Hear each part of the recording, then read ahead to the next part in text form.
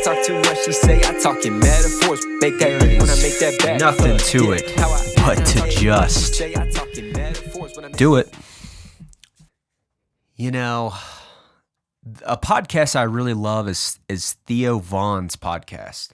And if you don't know Theo Vaughn, he's a comedian. Really just a guy. I mean, above all else, I mean, he's really just a regular guy, right? But something about listening to him, I've become so fond of listening to Theo's podcast. And I think about why I like listening to Theo.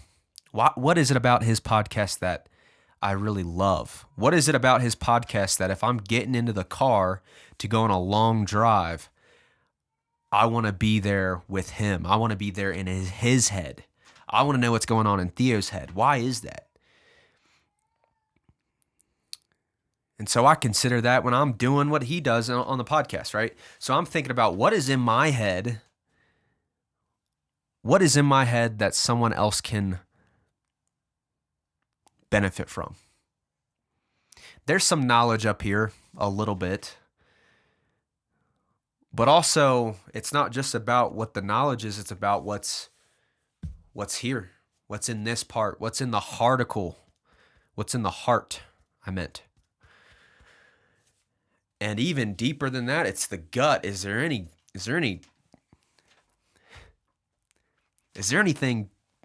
guttural about this person? Is there any, So I didn't have much of a plan for this podcast, obviously, but we're going to have a good time. And I do have some show notes here. I'll put it up on the screen. So yeah, we talked about Theo, and I love Theo. I like Theo Vaughn. Okay.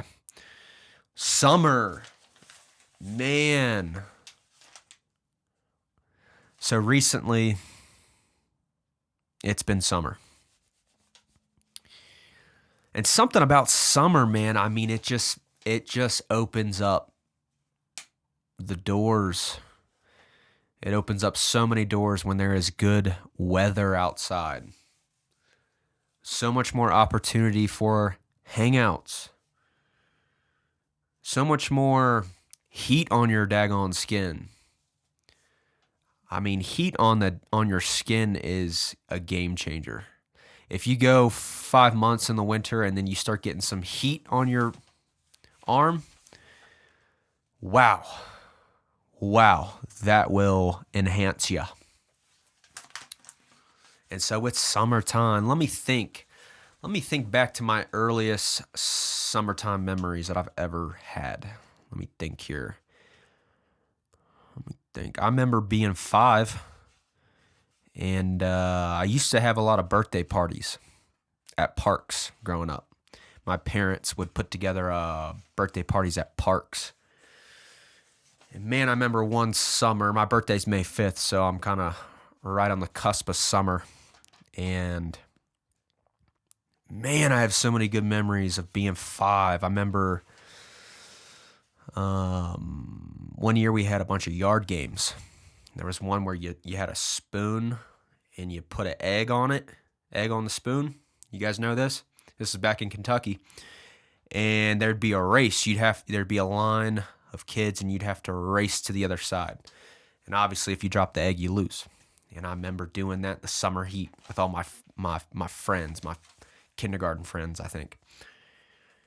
And what else? Let me think back a little more recently to summer of 2016. That was a good summer. You guys remember summer 2016? That was 8 years ago. Insane. Summer 2016, I was home for college. I was driving Kona Ice. And people back home in my hometown, Kentucky, know all about Kona Ice. And I would come home from the summers during college and I would drive the Kona Ice trucks around. Man, it was a good job. Golly, that was a fun job. My job entailed me showing up to Kona Ice headquarters, loading up the Kona Ice truck with supplies for the day, cups and ice and such. And man, I'd get in there, I'd go into the office and they'd have a route for me, a couple neighborhoods to hit. might have a corporate event to go to, pull up to a corporation and just see the dull souls meander out of that corporate building into the sun, the summer sun. And man, the fact that they were able, just, middle-aged people in their 30s and 40s able to have a little bit of fun during their day. Hey, John, we got Kona ice today. Coming at noon. We got Kona ice today. They're probably IMing about it. Hey, we got Kona ice today at corporate. And I was the guy pulling up in the truck with a lay on in a decked out ice sugar machine on wheels playing Hawaiian music. I mean, I was the light of their lives on some days, on some summer days, I'm assuming. Exaggerating a little bit, hyperbole a little bit, because it's funny. And yeah, I would serve Kona ice. There'd be a long line of people just itching to come up to that window and get a Kona ice. Kona of ice. And man, I love that job. And then I would drive through the neighborhoods with the windows rolled down, playing the music, going about 5 miles per hour. I'd see kids, run out the front door, jumping up and down, pointing, and then they run in. I know they're going up to Dad. Hey, Dad, Kona ice, can I have some quarters? Just the joy of summer. The joy of summer. And in 2016, that was a great job to have, coming back home from college and getting to drive around in a Kona ice truck. And that was a good summer. In summer 2016, I hung out with my friends a lot. And I remember Chance 3 came out that summer. And I remember hanging out with my friends. Or maybe the album came out a little bit earlier. But I remember summer, it felt like the soundtrack to that summer. Summer Friends was on there. Smoke Break was on there. Angels. I got my city doing front flips. It was a good album to listen to coming home from college, I remember. And guess what? It was summertime. And we're in it now. If you're listening to this podcast, go outside and take a big whiff. And you'll know it's summer. It actually isn't even summer yet, technically. Whatever. Technicalities, whatever. It's hotter now. And the sun is shining a lot more. And that's good for us. Okay? We're having a good time on the pod today.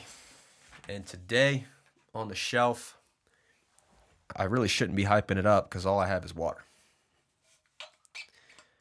But man, I got the pink lights today. Got this iPad light casting some depth on me.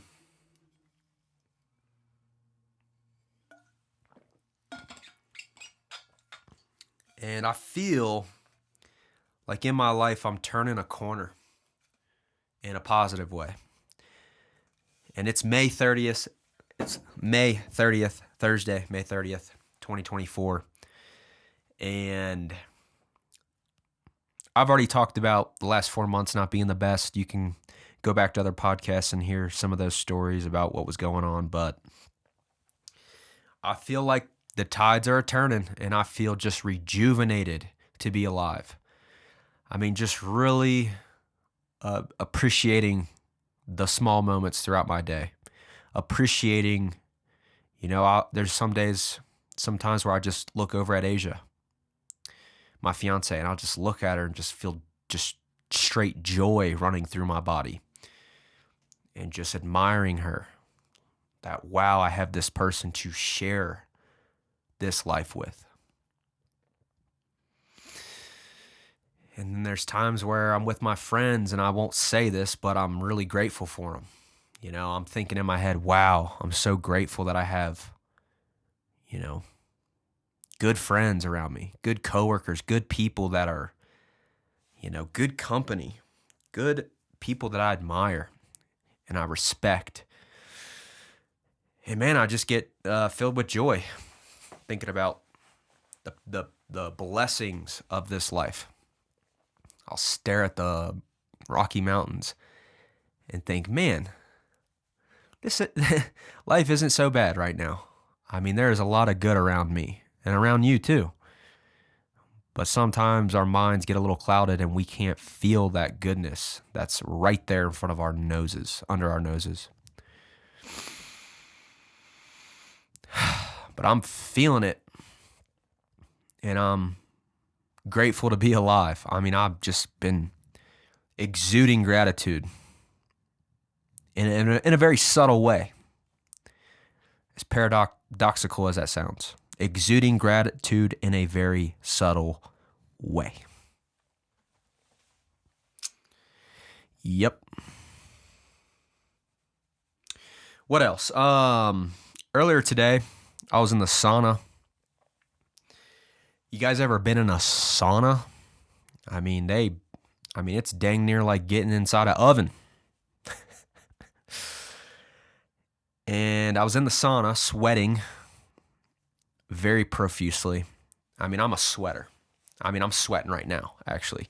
So you put me in a sauna at 200 degrees, I'm going to be leaking everywhere. And so I'm in the sauna today, and I'm,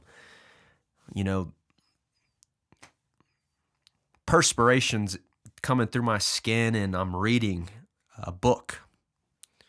I'm reading this book, actually.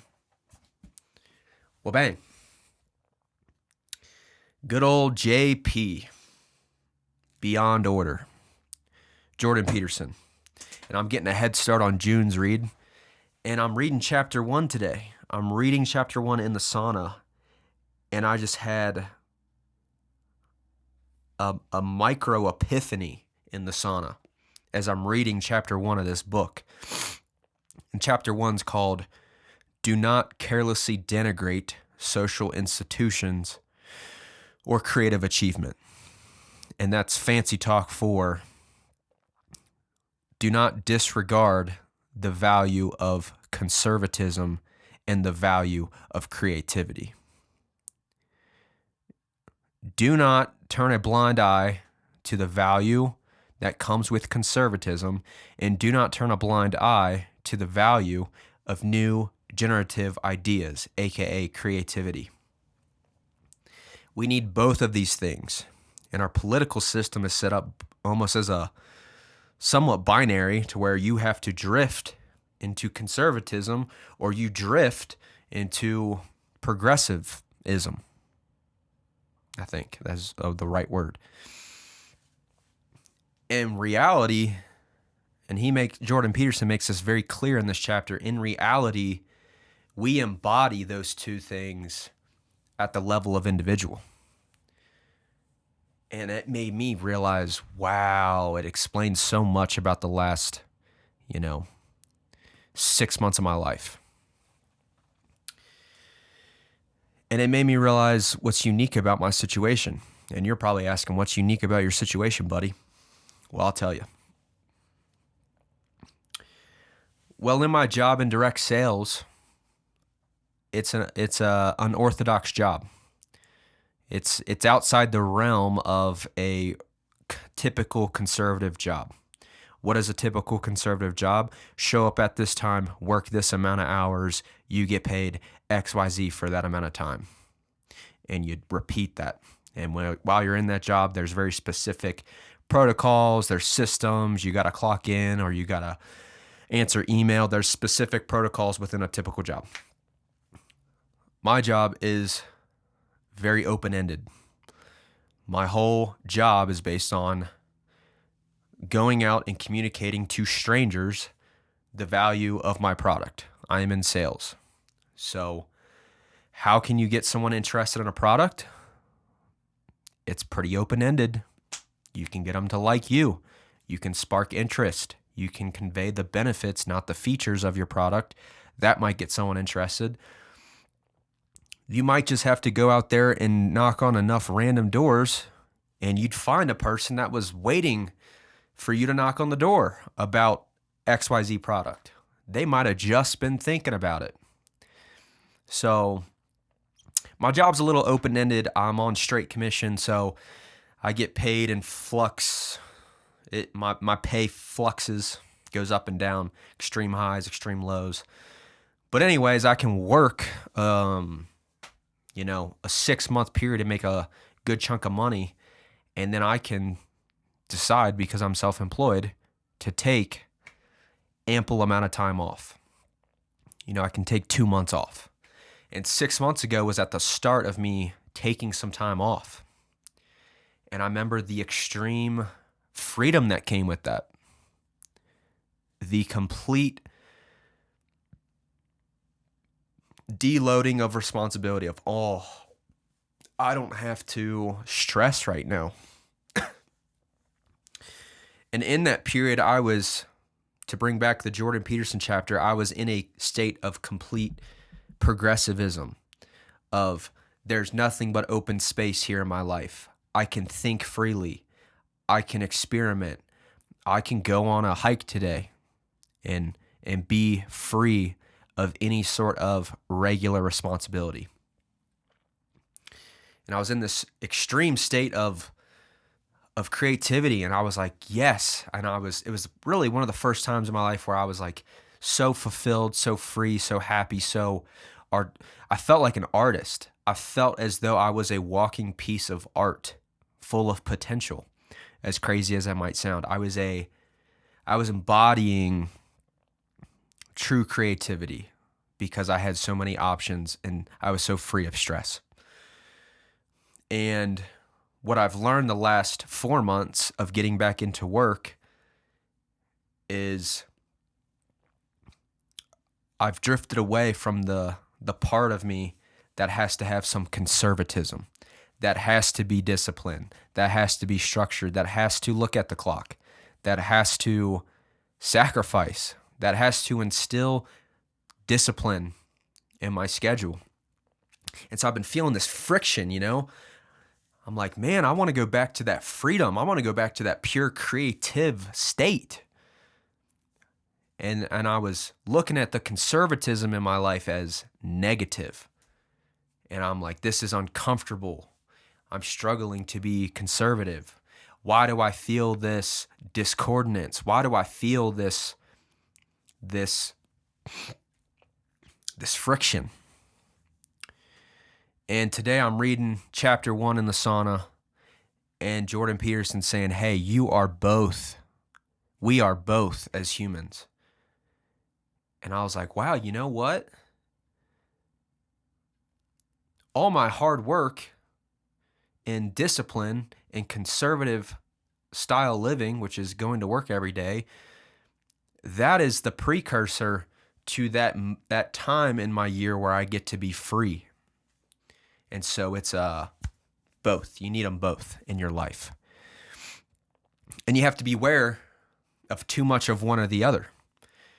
And I know how I felt when I was working as an accountant after college. When I graduated with my degree in accounting, I remember that I had too much conservatism. I was too structured.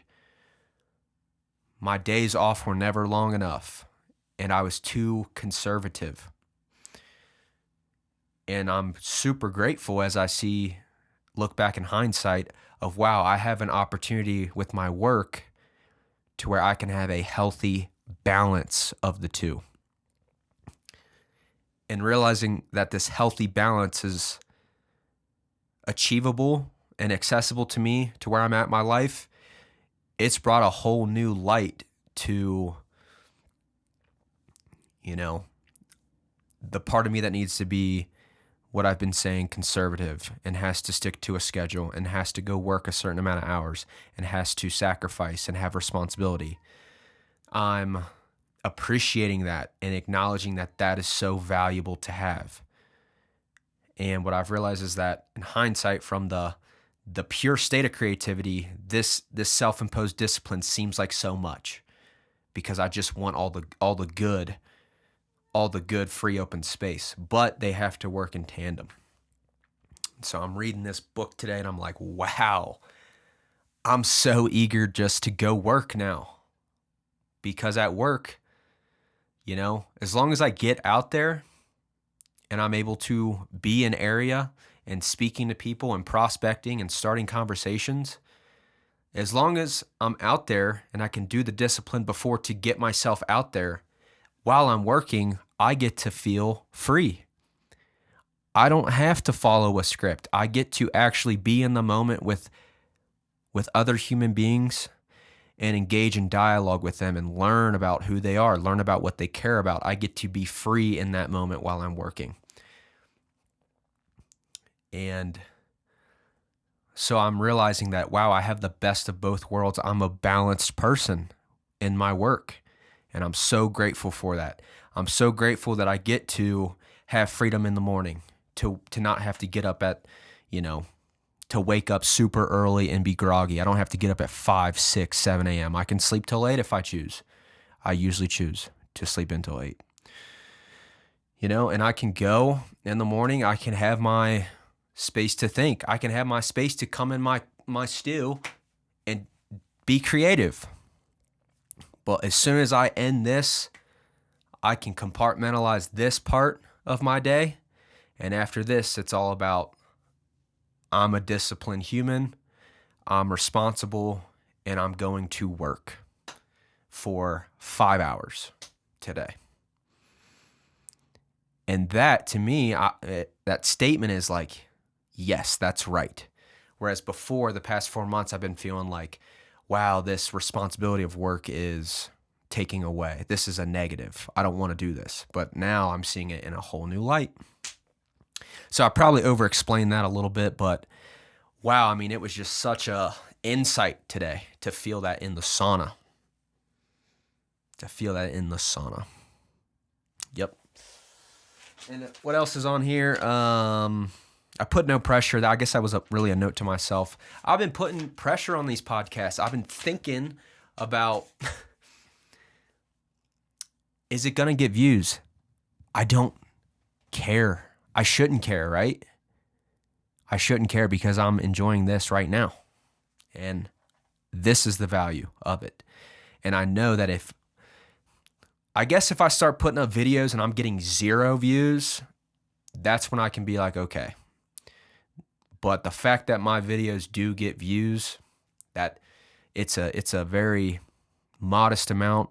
I think the last couple of videos were 12 people, 12 views. I mean, and probably most of them aren't even watching the whole thing, right? Probably watching 10 seconds and clicking off. But I don't want to put pressure here on this podcast of getting views. I don't want to. And that's actually last podcast I talked about it. I'm starting 2 new channels, and I'm in the works of creating them. Today I recorded a video for the first channel, and those are going to be more about, is this valuable? Because views is attached to value. If someone's watching a video, it has value. And, and I'm not gonna get too ahead of myself in this creative journey. I'm not going to give up. I'm not going to get discouraged with, no one's watching. Who cares? Have more fun. Look at it as an opportunity to be more creative, to be more, expressive. No one might see this. I could do all the work. I could say all these words, and no one might see this. And that's fine. Because I'm seeing it, and I am learning from this process. And I have deep faith that somebody out there is also watching and getting something from this video, whether it's entertainment. It's mostly entertainment. I'm aware of that. It's mostly stories. It's mostly anecdotal. But I have deep faith this is connecting with somebody somewhere watching this video. And I can't say it enough that I'm grateful for you being here and supporting Give Me the Keys. So with that being said, I love you guys. Thanks for tuning in to Pod 35. 35 pods in the bag. And we'll catch you on the next pod.